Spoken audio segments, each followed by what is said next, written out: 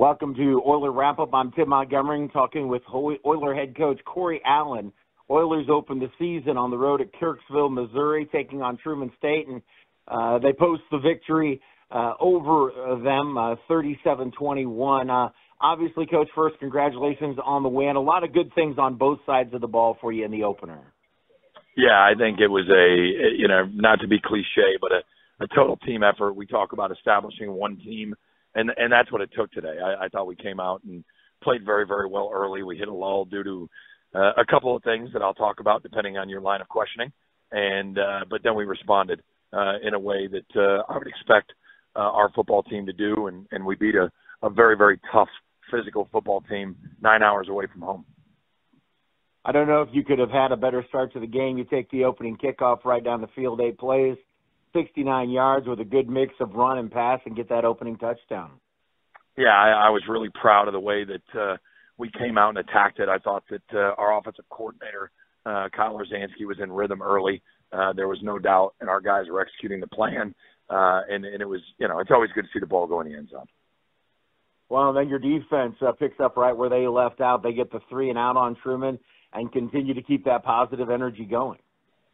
Yeah, I thought there was a bit of a groundswell out of us. I remember a couple years ago being in the shoes of their head coach, interim tag and first game, being a coordinator and a head coach, and with a lot of things on his plate. And fortunately, that's not the situation we're in anymore.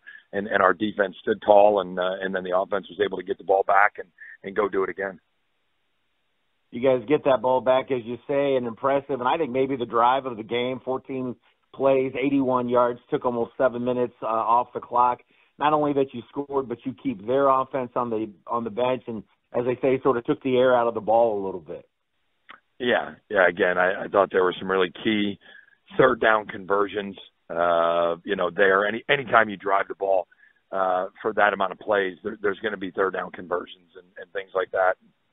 I thought we overcame some things as well, right? Penalty, and we're able to bounce back.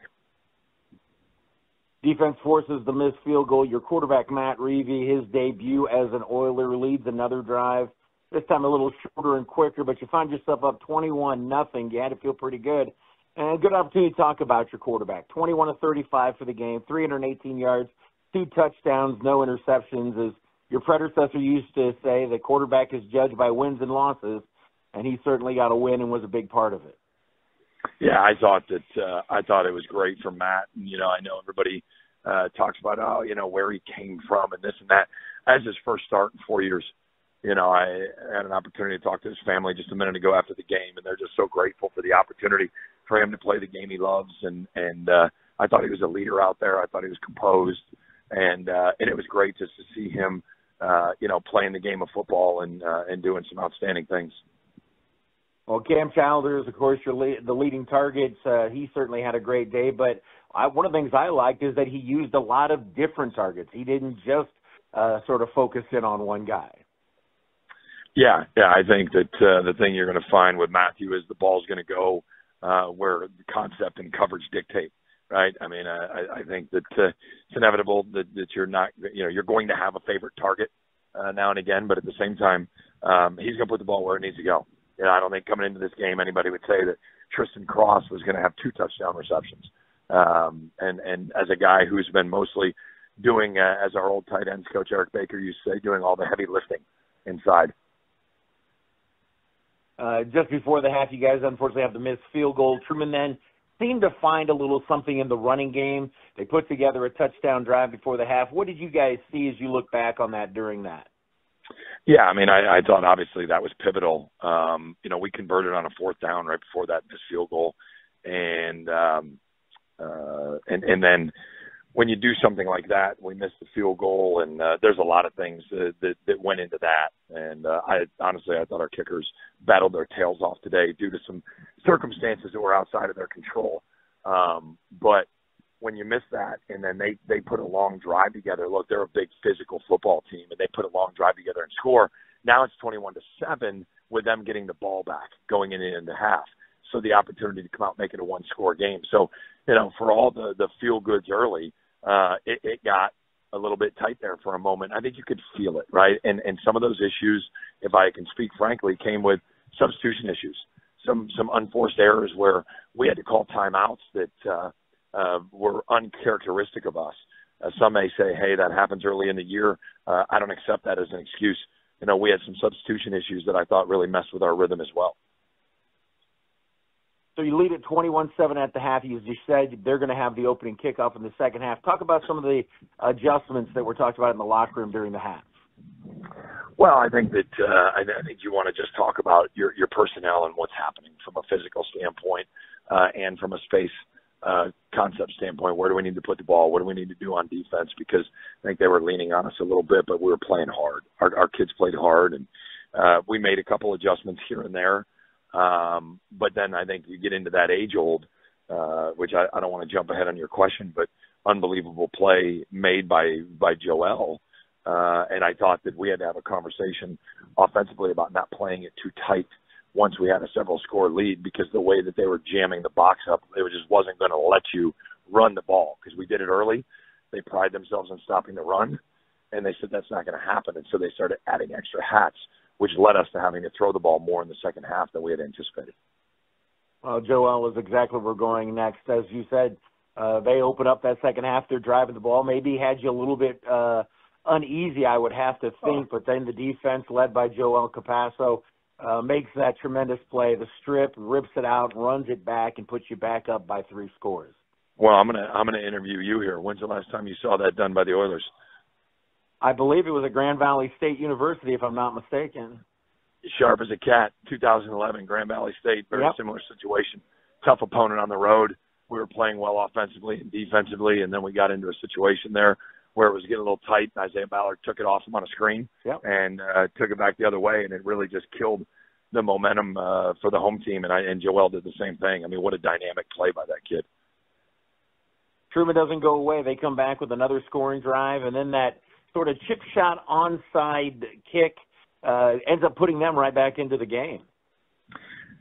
Yeah, the win was more substantial here today than I think we had initially anticipated. Obviously, we saw in pregame it was going to be a deal, but our guy was going back. He signaled fair catch.